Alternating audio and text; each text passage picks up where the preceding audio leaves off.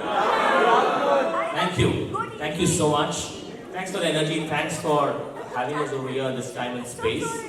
We're indeed fortunate that we're having this session after a round of folk dance. I'm just guessing all energies are up. The bad news is we are the last session for the day. So my request is, let's have our attention for the next 40-45 minutes. This is going to be an interesting conversation, I promise. We just connected as a team just before we walked in, and we have some interesting insights to share. We have a very limited time, about 40 minutes, by which we need to wind up these conversations. So the way we're going to do this is, I'm just going to quickly introduce my fellow panelists, and then I'm going to throw some lines of inquiries. Folks from the curriculum designing team would know what lines of inquiries are. So we're going to throw some lines of inquiries, and I would open the panel to respond to those questions, and they would have about 2 minutes each. And then we open the floor for questions and answers. This team feels that it's better to have a lot more time around questions and answers rather than a monologue from our side. So we're going to spend about 20-25 minutes on questions, and then we have a quick round of closure, and then we end the session. Right? So before we start, how many of you have gone through the profile and checked the backgrounds of the speakers here? Yeah, I think, my job is fairly easy. There's not much to introduce because they're fairly popular. Anybody in this field would know a lot about the fellow speakers here. One of the wonderful things of being in a panel like this is that you're sharing the dais with people who are leading some of the best institutions of this land. And I want to acknowledge the wonderful work each of these institutions have done. I'm going to just quickly read out a brief background. It doesn't do justice to all that they have done, but our rule is we just introduce in 3 lines. And pardon if I get the tenses wrong, because this is just WhatsApp messages. They all send early mornings. I'm just going to try to be as grammatically correct as possible. To my left, I have Pramodji. Pramodji, after working in Doon and in Afghanistan and Nigeria and Mayo College, he had the opportunity to head TNA Gangtok, YPS Patiala, and Mayo College. His last project was the designer and also the founder principal to set up and run the Genesis Global Schools in Noida, which has both the national and the international curriculum. It also has the boarding option. He didn't mention this, but I do know. It also runs and supports one of the country's best school for the special needs children. He's a firm believer in people over policies and learner over systems. Trust and relationships and connection between teachers form the core of any good school. That's a bit about Pramodji, who's on my right. To my left, I have Rupa ma'am. All this on WhatsApp, by the way. So, Rupa ma'am's quick introduction: internationally diverse career goals and aspirations. Empowered with multiple curricula, and she's someone who envisions change, purpose, and the principle as the only constant. With over 3 decades in the education space, she has mastered change management as a personal craft. I like the word craft to describe what she's doing. She's currently heading a school undergoing transition, which is the Bangalore International School, and is known for its best practices. She's also done a lot of work around growth of special education needs as an integral part of an inclusive school environment. Thank you, Rupa ma'am, for your time. You should either clap or not clap. Half-hearted claps is not doing justice. Let's have a good one. Thank you so much.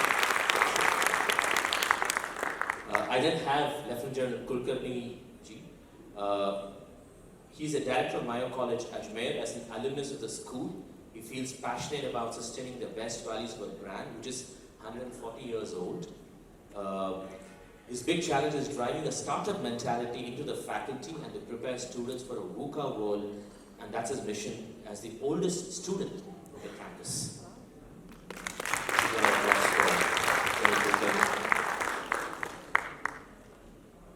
On my extreme left, we have Lieutenant Colonel Avinash. Avinash is the principal of the Rajkumar College, Raipur. He's a crossover from the different services and moved into education as a mid-career transition and joined Rajkumar College in the year 2007.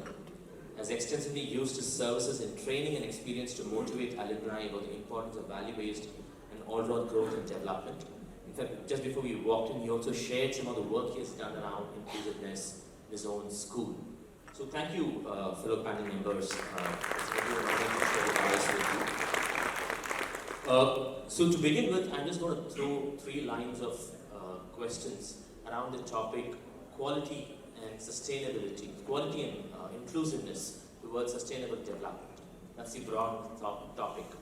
I'm sure you would have guessed that this is around the United Nations Sustainable Development Goals, and that's which schools, not just in India, but around the world, are moving around, building curriculum around meeting those development goals set up by the United Nations. The three lines of inquiry which we're going to explore in the next 40 minutes are, one, the first question is, has the meaning of inclusiveness changed in K-12 schools over the years? And do all stakeholders have a common understanding of what inclusiveness means? So that's the first question. Has the definition changed over the years? And do all stakeholders have this a common understanding of this evolved definition? The second question is, why is inclusiveness in schools important to the idea of sustainable development? And the third is, which is the fellow panelists feel it's a very important question to deliberate upon. The third question is, does the pursuit of quality in schools compromises the idea of inclusiveness? Do they complement or do they contradict? So these are the broad 3 questions, and I would first open the floor to Pramodji to share his views. Each speaker would have roughly 2 minutes, and I'm going to be the hard taskmaster. Not that I don't love you, but I just have a flight to catch. So we're just going to have 2 minutes, and then we open the floor to questions. So over to you, Pramodji. Thank you. Inclusiveness, definitely the idea of inclusiveness has changed over the years. Perhaps when we initially talked about inclusive, then we talked about those children who were either had certain challenges or had some disability. We moved on to economic disparities and bringing those children in who did not have financially sound background. So inclusiveness over the years has definitely changed, and now it has moved on to learning difficulties. It has moved on to children about their sexual preferences, perhaps in some areas. So inclusivity is definitely changing and will continue to change. That was one. The second one was about quality, whether inclusiveness compromises quality. I don't think inclusiveness compromises quality. In fact, strengthens in a way quality. It's just the definition of the quality. We have to figure out what is quality, whether only academic quality, but most of us are in the zone where we realize that quality is confidence building. A child must feel confident about some activity, and that is one reason why we provide so many activities in the name of holistic education, so that every child can find something which enables him, which gives him confidence to continue his journey in a better manner. And once the confidence is there about himself in any area or any sphere, I think the journey is that much faster or better.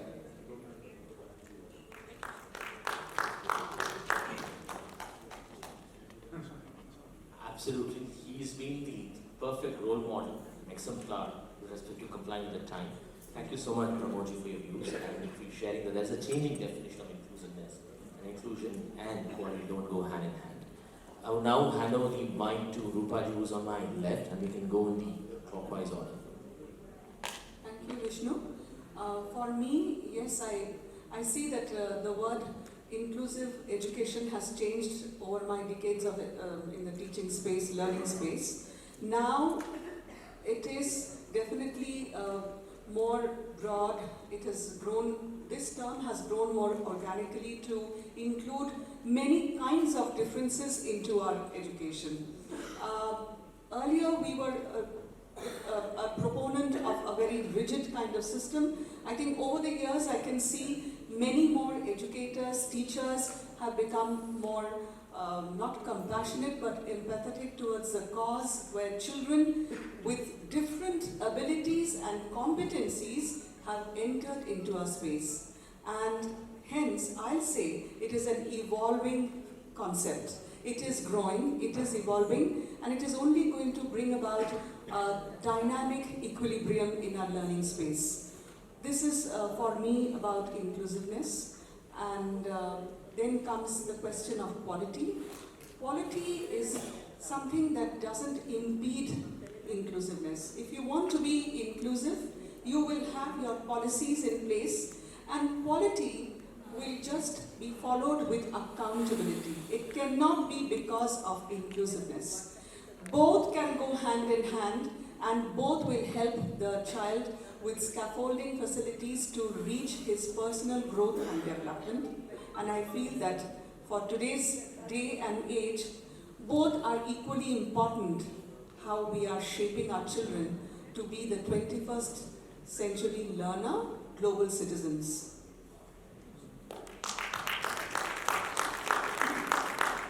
Thank you so much. General, when you are responding, we would also request you to cover the question number 2, which is around the relationship between inclusion, quality, and sustainable development goals. Thank you. Vishnu started by saying the bad news is that this is the last session of the day. I suggest to you it's the good news that it happens to be the last session of the day. The fact that someone, if you're still here, speaks towards your sense of inclusiveness, that masochists are also included in the education system now.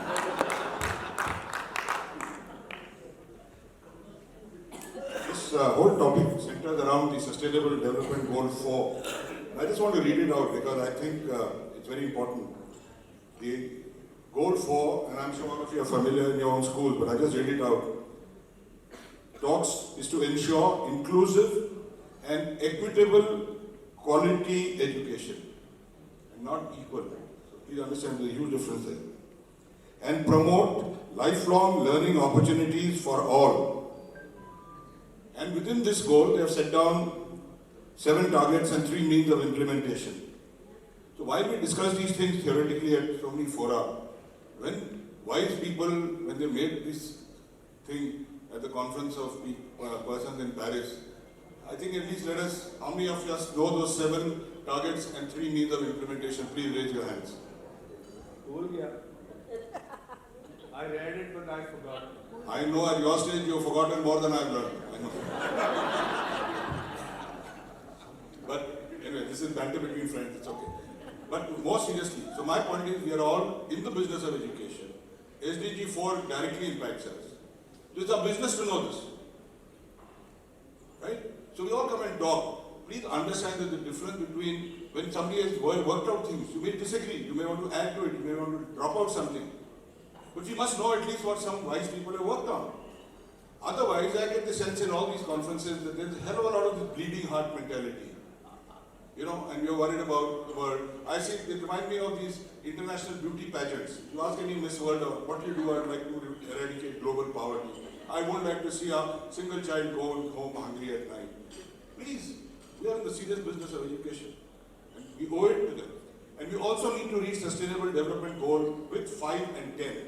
5 is gender equality. We all know the moment you have gender equality, the moment women are getting empowered, a lot of issues get sorted out in this world. All the men have already been sorted out. And SDG 10, which is to reduce inequalities. So when you see this as a package of 4, 5 and 10, and read what has been prescribed in the Sustainable Development Goals, then it makes sense. I have more to say, but I respect time tremendously. If Vishnu gives me a second chance, I'll tell you more later. Thank you. After what I've said, he may not. Not at all. Thankfully, Rupa ma'am finished her remarks 30 seconds earlier than what she's supposed to, and you had the extra 30 seconds. In fact, I just want to borrow, with your permission, the metaphor you just shared, that often when we were just planning this panel outside this room, the general shared an interesting anecdote. He said, all of us are very excited about talking about cleaning the Pacific Ocean, but we really don't even pick up the litter down in our streets or in our corridors. So that's more difficult than discussing about cleaning the Pacific Ocean. So it's a very interesting insight. Colonel Avinash, so I would love you to share about quality and inclusion. Do they go hand in hand, and some of the experiences in your own school? On the lighter side, Jan Kulkarni was my instructor during staff college, and we used to dread his sessions because he used to put us on the mat. Before you opened your mouth, something used to come which used to hit us and we used to forget what we were about to speak. So sustainable development he is already taken care of, so I will stay out of it. Okay. So all I do is to talk about my own experience, a little bit of it in this line. There's a state government sponsored project called Jawahar Utkarsh Yojana in our state, that is Chhattisgarh, because we have a very sizable tribal population over there. And they came to us and they said that we like to put some kids in your school also. So our board was very magnanimous, and we have admitted these children. About 40 of them come every year. And normally the classes that they come in is from 6th, 7th. And when they come, naturally they are coming from extreme rural areas. So their level of literacy is not at the same stage where perhaps our children. In fact, it's not at all in the same stage. But by the time these children are passing out, because this program has been now 7-8 years, it's been there. Most of them pass out with very good marks, and all of them excel in extracurriculars. All of them. Whether it is sports, where they excel much better than our other kids, or even aspects like say debates or dramatics. I still remember 3 years back, one of the boys, he represented Rajkumar College in the IPSC, Indian Public School Conference debate, and secured a second position in it. So you can imagine, from 6th class not knowing alphabets, in 12th class where he has reached. Secondly, my own kids have studied and they have just passed out of the school. So they had a lot of friends amongst these people, and I used to see them running away in the evening with some notes and things like that. So generally when the question was, where are you going? Oh, I'm going to help out that guy. He's not understood this and that. So what happens is that these kids learn from their colleagues, and the colleagues learn from them. Because there are a lot of aspects of the rural lifestyle which our kids pick up from these people. So it actually enhances quality. Anyone who says that it is not enhancing quality, in my opinion, he doesn't know the ground reality. That's all I have to say. Thank you. Thank you, Avinash. A little thing I must tell you, because you hear so much about this technology push and all. Some years ago, this was a government ad which showed this lady in the village, a girl, putting her thumb impression and all. And then she goes through this education effort, and then she finally can write her name. And they say Saksharta, whatever it was, a big ad. Today we've come back the other way. Right? It's called biometric. Okay, but you still your thumb, you're back to it. So please, those of us in education, please be very careful with all this jargon, all this stuff that's happening. Please understand, and this morning somebody spoke about SOAR and Dr. Mitra, about self-organizing learning. There are a lot of stuff happening. So please, my humble request to you is, let us not get carried away by ourselves. We are 4 generations behind our students already. So let's discuss it in that context. Thank you so much, and thank you for largely abiding by the time limitation. So which means that we have a lot of time for a healthy question and answer session. We've always felt panels like these are effective only when there are rich questions and corresponding responses to those questions. So I now open the floor to questions to these panels. General protocols when you ask these questions is one, just raise your hand and I will just come to you so that there is a proper direction of these questions to the right people.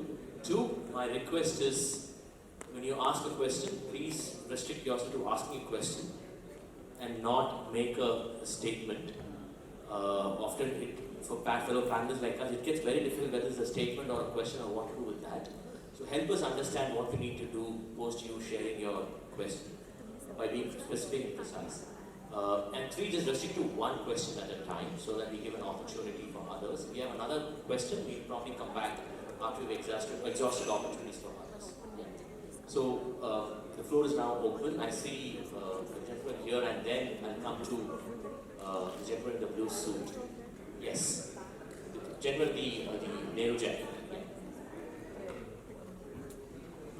Hi, thank you for that talk.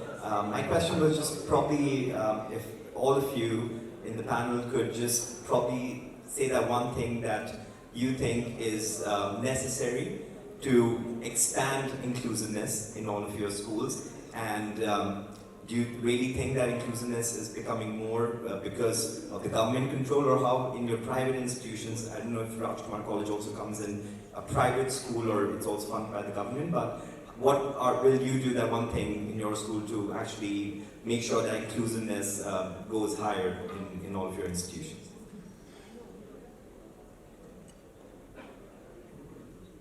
So to respond to your question, I think if you want one answer, it should be have an open mind. First and foremost, because you are trying to bring about different kinds of inclusivity into the system. Now there will be differences and those differences will have to be accepted, but with an open mind, no judgment, no opinion. You'll have to understand that it's a fact that these exist. We only try to put blinkers by thinking it doesn't. And the more we open and sensitize our teachers and our people in the horizon, it is better. The society becomes more advanced and progressive. So there's a second part of that question around, do private schools also take enough initiatives to be inclusive? That's the way public schools are mandated. Anybody want to respond to that? Well, supporting challenged children or children with various challenges is very fashionable. Almost every school claims to have facilities for such children. But if you really go into it, you will find there is no speech therapist, there is no occupational therapist, there are no psychiatrists or psychological help available. Special educators, one odd special educator.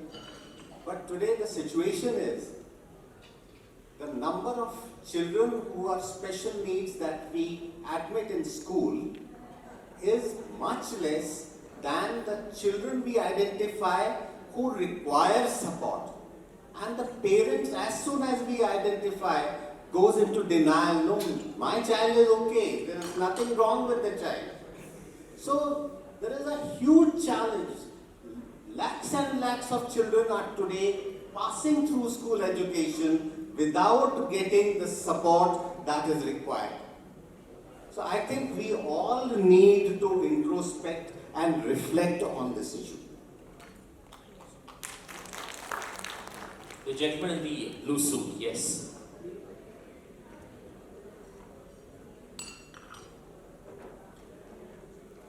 Hello.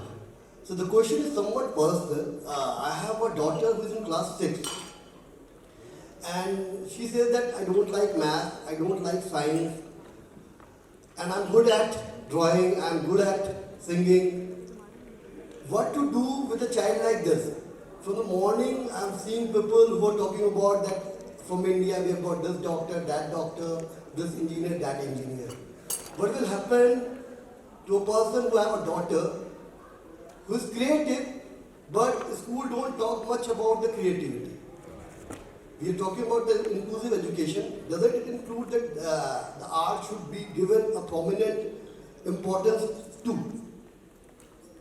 Any of you can answer that. And many of the time, my daughter asks me, "Papa, हम हिंदी क्यों पढ़ते हैं? आगे जाके तो उसकी कोई ज़रूरत नहीं है." So this kind of questions it becomes difficult to answer.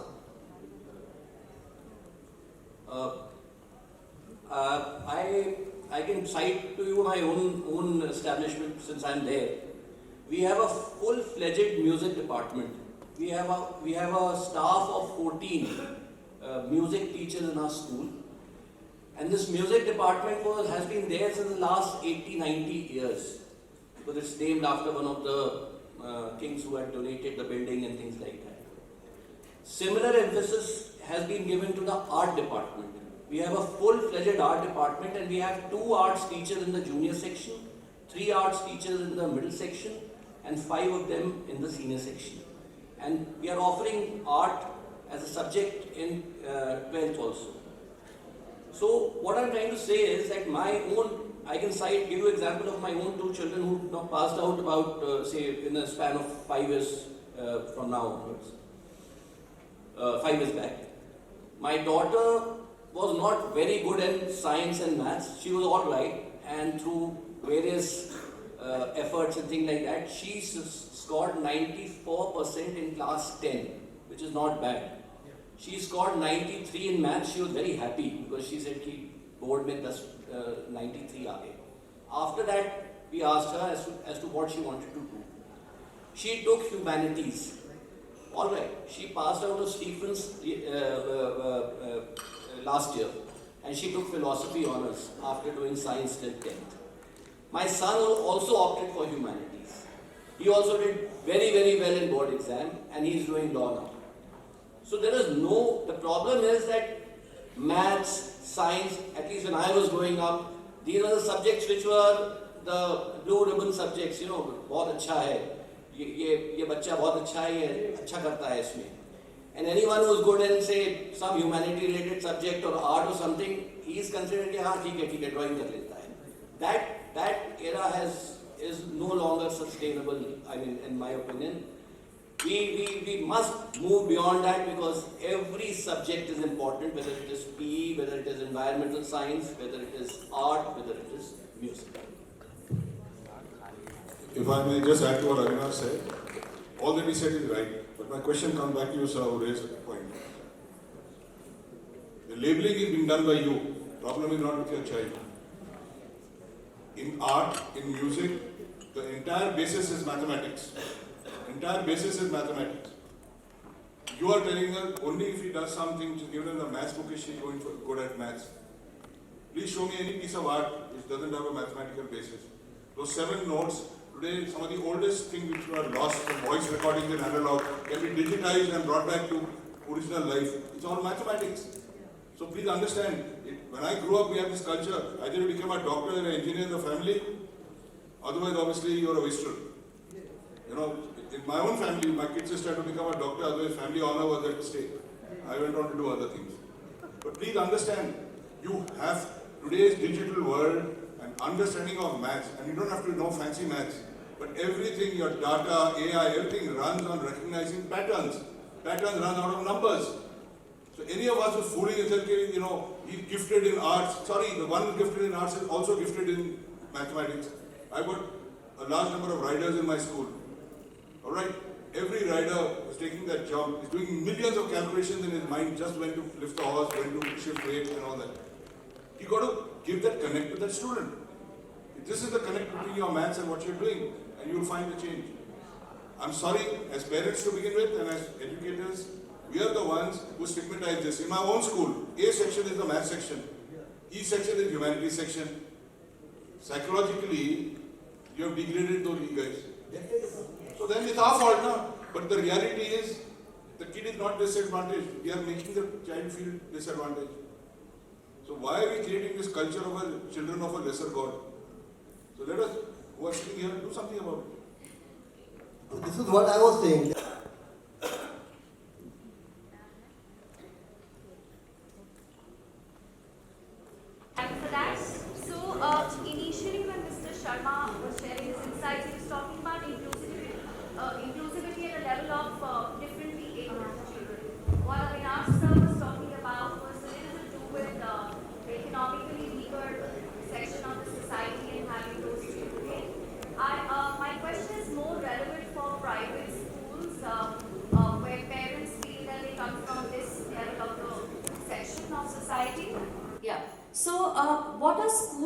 at to sensitize parents. I think more and more schools are looking at inclusivity and they're looking at sensitizing their own teacher community and students. What are we doing to sensitize parents? Because often parents come back and say, I don't want my child in this section for XYZ child being there. And that's a challenge that I think most of us as educators do feel in now, especially the primary schools where they're learning to build up their skills and parents do not want children to be studying or being in the same classroom with those kind of children. Before I just want to paraphrase a question because you didn't have the mic and I didn't know that people at the back would have heard your question. Your question was that the fellow panelists talked about two kinds of inclusion. One was economic and Yes. one was learning styles. Yeah. And your question specifically is that what do private schools do to sensitize, to accommodate these different types of inclusion, especially with parents, because it is parents who have a lot of these blocks in terms of including the different types of inclusions.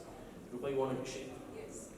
So to answer your question and to the many sitting here, I'll tell you about what I did in my school and a kind of inclusion, probably, I'm not sure if I'm the first one to talk about it, but this is what I did. We had a third category of inclusion, which is gender preference. It was a child who came for admission after being bullied in several schools, and the person belonged to the third gender, which is LGBT gender. Now, when the child takes an admission in a regular private school and undergoes the same process every day, what happens? Not everybody as sensitive as it would be. And rightfully so, parents' community were quite concerned about it. So what, as educators and teachers can do, we have to, in different sessions, I made it very clear to the parents' community that we're going to have workshop and we're going to have more sensitization program with counselors and understand that when we use the word inclusion, it's just not the different kind of inclusion of level of competencies in the child's cognitive ability.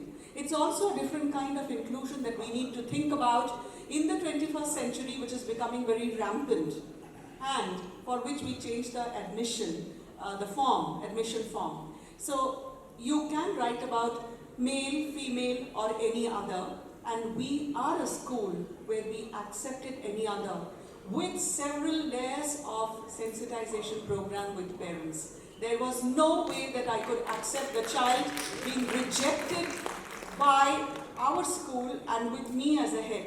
He was already rejected by society, he was thrown out, he suffered a lot of scar and trauma, and we must understand each child is as precious.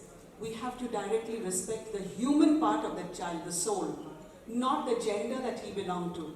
So that was my message to the parents' community who tried to oppose and bring about impeding discussions with me that why did I take such a child and admit him in an international school. We are an international curriculum, we should be having other kinds of inclusion. But don't you think that this is inhuman? This is something as educators we need to pay attention to. How many of them are dropping out of school because of regular bullying and the trauma is deep within? I'm not sure if I'm the only one, but I did a bit on my part as an educator what I could. Yeah, I just want to invite Pramodji also to share because he also runs one of the largest special needs center integrated with the main school. I'm sure he has some experience of how do you manage parent expectations. Well, there is a school called MBCN, Mata Bhagwanti Chaddha Niketan, which is a school for children. It is an exclusive school for special needs children where the children are taught in an exclusive environment. So there is a separate setup which has a whole lot of physiotherapists and as I said, speech therapists. But this is an exclusive setup which he's talking about. Some 700-800 children coming in from homes. It's totally a CSR activity and no fees or donations accepted from the families. And mostly the parents and the family members are motivated to become special educators in this kind of school, and that is a different thing. But since we are connected with a special school, exclusive school, our inclusive platform is also very strong. And I said we have about 20 special educators, speech therapists, and clinical psychologists, etc. But it is always a challenge to identify a child who has support needs, and the parents are called in, parents go into denial, we do talk to them, explain to them that they need to go take the child to nib hands and get a proper analysis done so that the child can be supported properly. And so this is a struggle. We have orientation for such parents and try and convince them, yes, that there is need, and denying it will only harm the interests of the child. If that was the question I understood correctly.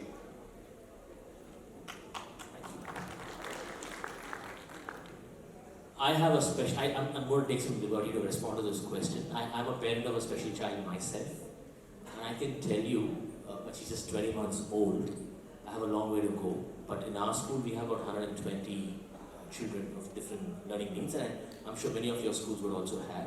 But every educator would tell you, the more you have children with varied needs, not just with learning styles, but also could be gender orientation, could be economic section that they come from. Parents in time start seeing the value of having diversity in the class. I think after the 4th or the 5th year, I've never seen any parent come back and say, hey, I don't want to be in this classroom because of these kids. In fact, they come back and say, hey, I want to make my child more responsible in accommodating this diversity in my class. We have one last question. This gentleman here is raising his hand. I'm going to come back to you. Quick question, we're going to end. We just have 5 minutes to close the session. I'll take 1 minute. Quality and inclusion, I believe, are costly affairs. What is the panel's view on that? Secondly, your schools, how long can they sustain a rising fee? While you want to have sustainable development with all this, will your school survive the kind of fees we are charging?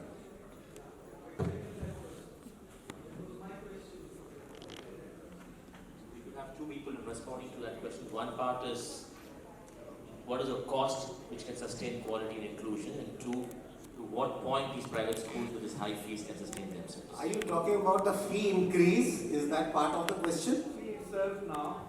I feel that 8 to 10% increase of fees, which is allowed by the different fees authorities, I think it is good enough as far as I'm concerned. I said fee itself. With economy, what it's doing, and I come from business district, there are a lot of businesses are failing, and there is a direct impact on on the schools.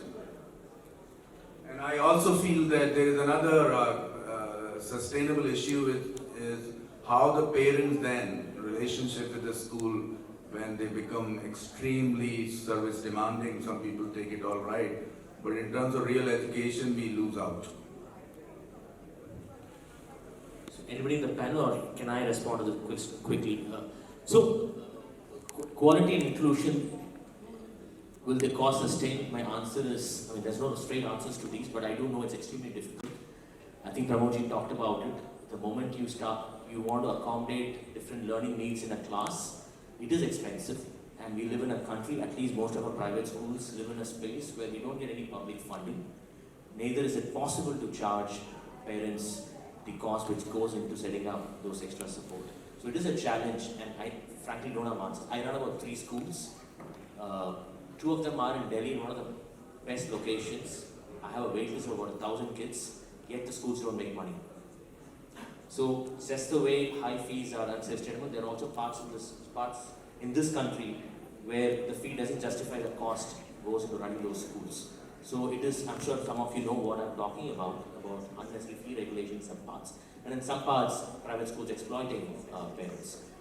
So the only solution, I think we should have a comprehensive framework around supporting private schools with transparent regulations. I also feel that if you If your school is making money, that only means that you as a principal are not imaginative enough to start so many other activities to utilize that money.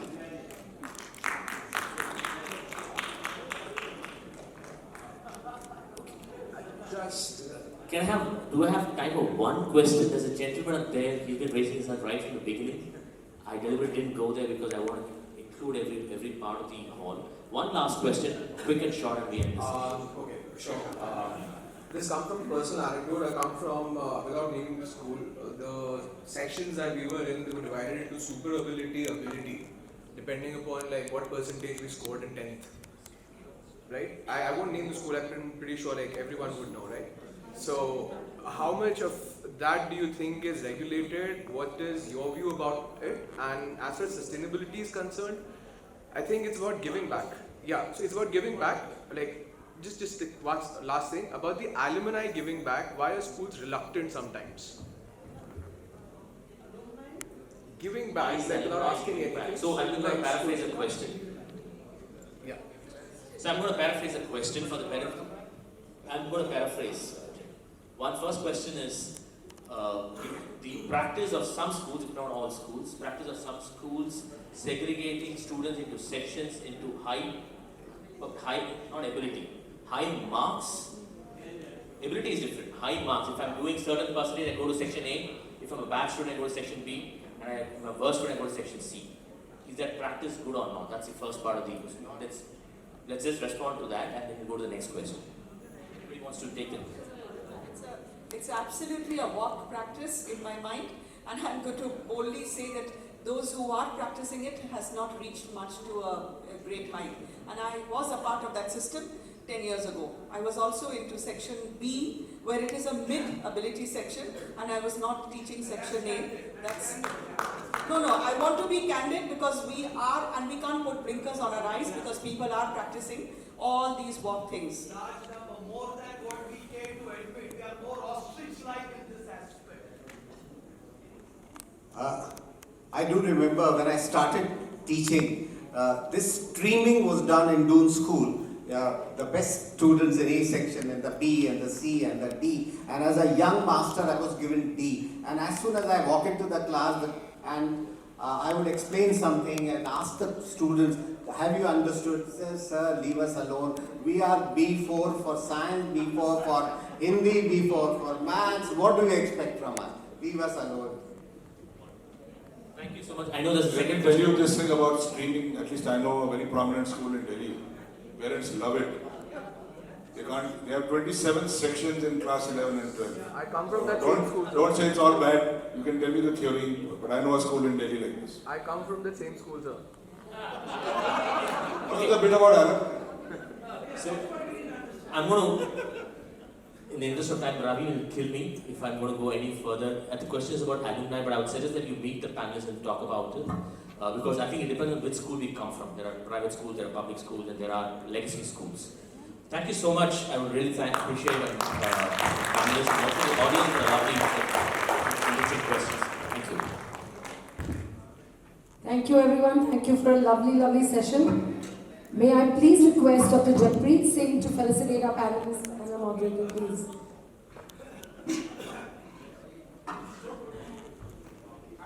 Can we hear an applause, please?